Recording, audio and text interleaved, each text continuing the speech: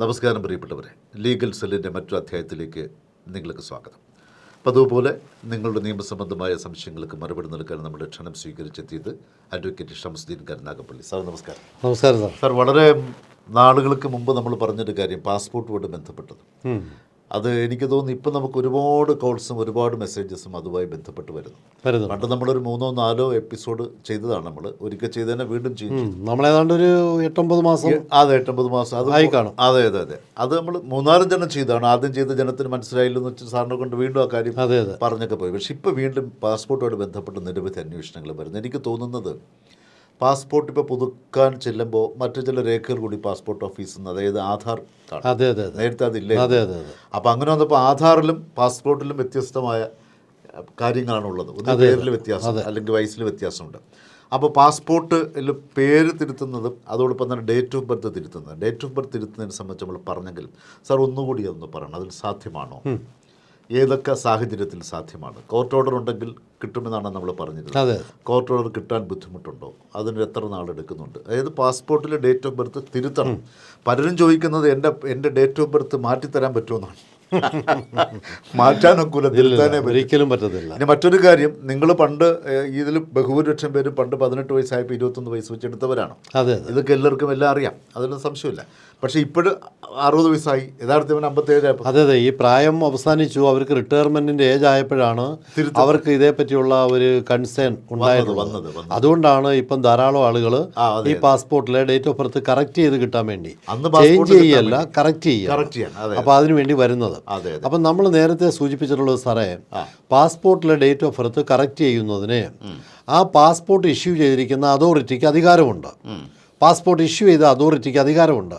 കാരണം പാസ്പോർട്ടിൻ്റെ ആപ്ലിക്കേഷൻ സമർപ്പിച്ച കൂട്ടത്തിൽ വന്നിട്ടുള്ള മിസ്റ്റേക്സ്, എന്തെങ്കിലും എറർ, അല്ലെങ്കിൽ പാസ്പോർട്ട് ഓഫീസിൽ നിന്ന് പാസ്പോർട്ട് പ്രിൻ്റ് ചെയ്ത സമയത്ത് ഉണ്ടായിട്ടുള്ള എറർ, അങ്ങനെയുള്ള കാര്യങ്ങളിൽ അതിൻ്റെ കോമ്പീറ്റൻ്റ് അതോറിറ്റി, ആ പാസ്പോർട്ട് ഇഷ്യൂ ചെയ്ത അതോറിറ്റിക്ക് ആവശ്യമായ രേഖകൾ സമർപ്പിച്ച് അവർക്ക് ബോധ്യമാവുകയാണെങ്കിൽ അവർക്ക് ഒരു കോടതിയുടെ ഓർഡറുമില്ലാതെ ആ പാസ്പോർട്ടിലെ ഡേറ്റ് ഓഫ് ബർത്ത് തിരുത്തി കൊടുക്കാനുള്ള അധികാരമുണ്ട്. അതിപ്പോഴുമുണ്ട്. അത് ജനറൽ ക്ലോസസ് ആക്ട് എന്ന് പറയുന്ന ഒരു നിയമമുണ്ട്. ജനറൽ ക്ലോസസ് ആക്ട്, അതിനകത്ത് പ്രത്യേകിച്ച് പ്രൊവിഷൻ പറയുന്നുണ്ട്. ഇതിനുള്ള അധികാരം അതിൻ്റെ കോമ്പീറ്റൻ്റ് അതോറിറ്റിക്ക് കൊടുത്തിട്ടുണ്ട്. അവർക്ക് ചെയ്യാം എന്ന് പറഞ്ഞാൽ പാസ്പോർട്ട് ഓഫീസർക്ക് ചെയ്യാൻ സാധിക്കും. എന്നാൽ ചില കേസിനകത്ത് ഈ സാർ പറഞ്ഞതുകൊണ്ടും സ്കൂളിലെ സർട്ടിഫിക്കറ്റിൽ ഡേറ്റ് ഓഫ് ബർത്ത് ഒന്ന്, പാസ്പോർട്ടിൽ വേറൊരു ഡേറ്റ് ഓഫ് ബർത്ത്, സ്കൂളിലെ സർട്ടിഫിക്കറ്റിൽ മിക്കപ്പോഴും ഡേറ്റ് ഓഫ് ബർത്ത് കുറഞ്ഞ ഡേറ്റ് ഓഫ് ബർത്ത് ആയിരിക്കും. അപ്പം വർഷങ്ങൾ കുറവായിരിക്കും, പ്രായം കുറവായിരിക്കും. ഈ എടുത്തിരിക്കുന്ന പാസ്പോർട്ടിൽ പ്രായം കൂടുതലാണ്. അതിൻ്റെ കാരണം നേരത്തെ സാർ സൂചിപ്പിച്ചതുകൊണ്ടും സൗദി അറേബ്യ മുതലായ രാജ്യങ്ങളിലൊക്കെ പോകുന്നതിന് 21 വയസ്സ് നിർബന്ധമായിരുന്ന ഒരു കാലമുണ്ട്. അന്ന് 18 വയസ്സുകാരന് അവൻ്റെ ഏതെങ്കിലും ബന്ധുക്കൾ ആ രാജ്യത്ത് നിൽക്കുന്നു, വിസ കൊടുക്കാൻ തയ്യാറാണ്. പക്ഷേ പാസ്പോർട്ടിൽ 21 വയസ്സ് കഴിഞ്ഞിരിക്കണം. ആ സാഹചര്യത്തിൽ അവർ കള്ള പാസ്പോർട്ട് എടുത്തു എന്ന് വെച്ചാൽ തെറ്റായിട്ടുള്ള വിവരങ്ങൾ കൊടുത്തുകൊണ്ട് പാസ്പോർട്ട് ഓഫീസിൽ നിന്നൊക്കെ പാസ്പോർട്ട് എടുക്കാൻ കഴിയുമായിരുന്നു. ഇന്നത്തെ പോലെ അത്രത്തോളം സ്ട്രിക്റ്റ് ആയിട്ടുള്ള വെരിഫിക്കേഷനും കാര്യങ്ങളും ഒന്നും അന്നുണ്ടായിരുന്നില്ല. അതുപയോഗിച്ചുകൊണ്ട് ആ സാധ്യത പ്രയോജനപ്പെടുത്തിക്കൊണ്ട് പാസ്പോർട്ട് എടുത്ത് ആ പാസ്പോർട്ട് തന്നെ വർഷങ്ങളായിട്ട് റിന്യൂ ചെയ്ത് ഇന്ന് 5-6 പ്രാവശ്യം പുതുക്കിയിട്ട് ഇപ്പോഴും ആ പഴയ ഡേറ്റ് ഓഫ് ബർത്ത്, തെറ്റായിട്ടുള്ള ഡേറ്റ് ഓഫ് ബർത്ത് വെച്ചുകൊണ്ട് പോകുന്ന ആൾക്കാരുണ്ട്. അവർക്കിപ്പോൾ റിട്ടയർമെൻറ്റ് പ്രായം വന്നപ്പോഴാണ് അവർക്കിത് പ്രശ്നമായത്. അപ്പോൾ അവർ ഒന്നുകിൽ അവരുടെ സ്കൂൾ സർട്ടിഫിക്കറ്റ് അല്ലെങ്കിൽ മറ്റെന്തെങ്കിലും രേഖകളൊക്കെ അവരുടെ കയ്യിലുണ്ട് യഥാർത്ഥ ഡേറ്റ് ഓഫ് ബർത്ത് തെളിയിപ്പിക്കാൻ, അത് വെച്ചുകൊണ്ട് ഡേറ്റ് ഓഫ് ബർത്ത് തിരുത്തുന്നതിന് വേണ്ടി സമീപിക്കാറുണ്ട്. അപ്പം നമ്മൾ പറഞ്ഞതുവണ്ണം ഡേറ്റ് ഓഫ് ബർത്ത് കറക്റ്റ് ചെയ്യുന്നതിന് ഉള്ള മാർഗം അവരുടെ മിനിസ്ട്രി ഓഫ് എക്സ്റ്റേണൽ അഫയേഴ്സിൻ്റെ സർക്കുലർ അനുസരിച്ചുകൊണ്ട് പാസ്പോർട്ട് ആക്റ്റിൽ പറയുന്നതായാലും അതിനകത്ത് കോർട്ടിൻ്റെ ഡിക്ലറേറ്ററി ഓർഡർ വേണം.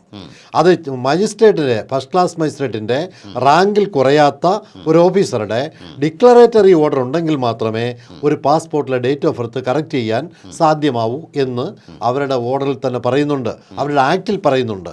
അപ്പോൾ അങ്ങനെ വരുമ്പോൾ നമ്മൾ മജിസ്ട്രേറ്റ് കോടതിയിൽ ഇത് കൊടുക്കാൻ സാധിക്കുമോ? സാധിക്കത്തില്ല. മജിസ്ട്രേറ്റിൽ അങ്ങനെ ഒരു നടപടിക്രമമില്ല. അതുകൊണ്ട് എല്ലാവരും ആ കേസ് ഫയൽ ചെയ്യുന്നത് മജിസ്ട്രേറ്റിൻ്റെ റാങ്കിൽ കുറയാത്ത ഓഫീസർ, പക്ഷേ തെളിവെടുത്ത് ചെയ്യേണ്ടതാണ്, സിവിൽ നേച്ചറാണ്. അതുകൊണ്ട് മുൻസിഫ് കോടതിയിലാണ് ഫയൽ ചെയ്യുന്നത്.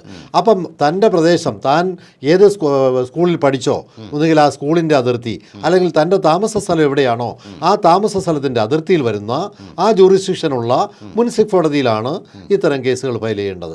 അങ്ങനെ ഫയൽ ചെയ്യുമ്പോൾ എതിർകക്ഷികളായിട്ട് നമ്മൾ പാസ്പോർട്ട് ഓഫീസറെയും അതുപോലെ സ്കൂളിലെ സർട്ടിഫിക്കറ്റാണ് നമ്മൾ ആധികാരിക രേഖയായിട്ട് ആ ഡേറ്റ് ഓഫ് ബർത്ത് കാണിക്കാൻ വേണ്ടി ഉപയോഗിക്കുന്നതെങ്കിൽ ആ സ്കൂളിലെ ഹെഡ് മാസ്റ്ററെയോ അല്ലെങ്കിൽ DEOയോ അവരെയൊക്കെ നമ്മൾ എതിർകക്ഷികളായിട്ട് ചേർത്തുകൊണ്ടാണ് ആ കേസ് ഫയൽ ചെയ്യുന്നത്.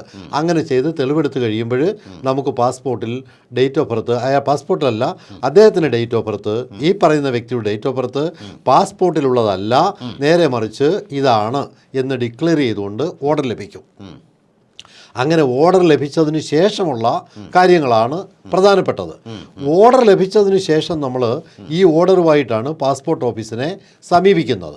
അങ്ങനെ സമീപിച്ച് ഒട്ടനവധി പേർക്ക് ഇതിനു മുമ്പ് നമുക്ക് പാസ്പോർട്ട് തിരുത്തി കിട്ടിയിട്ടുണ്ട്.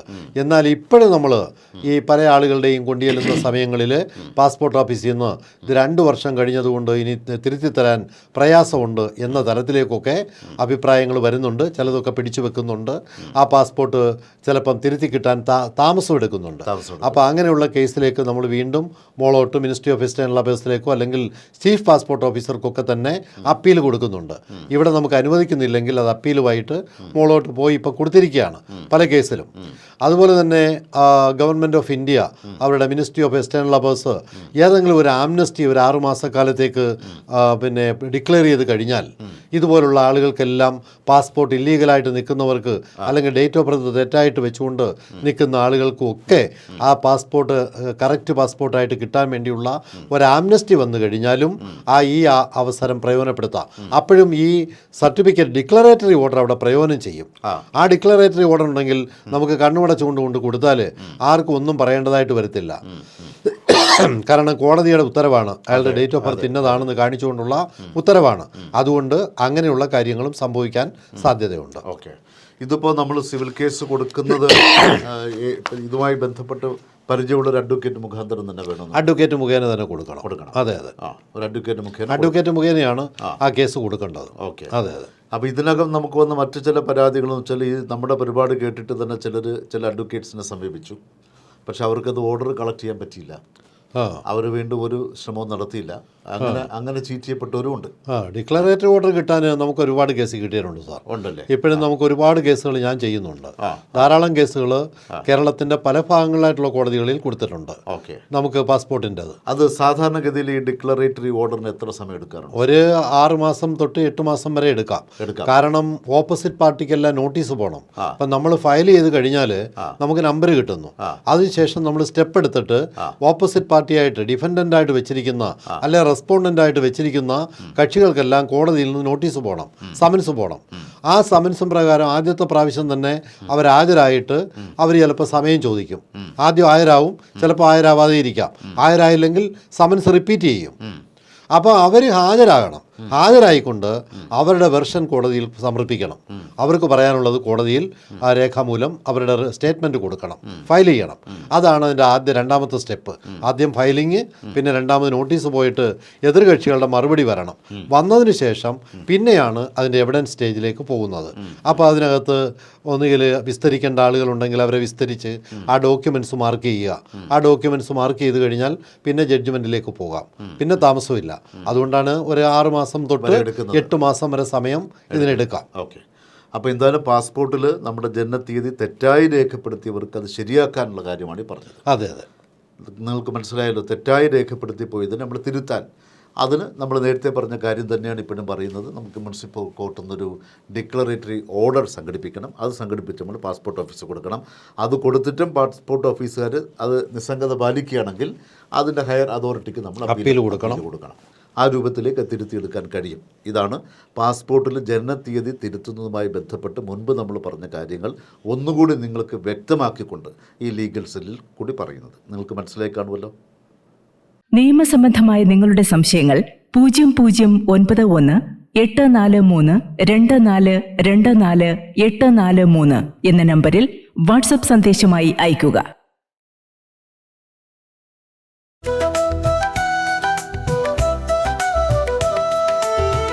Do you miss the flavor of Kerala?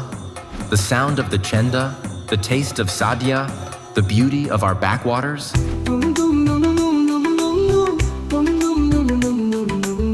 Pravasi Bharati Radio Network brings you the best of Kerala, no matter where you are in the world.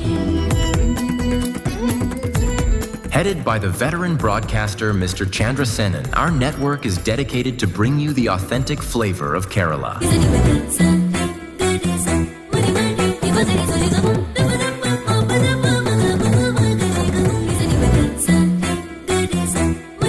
With 8 channels broadcasting in 18 countries, we reach 4.2 crores of Malayalees worldwide.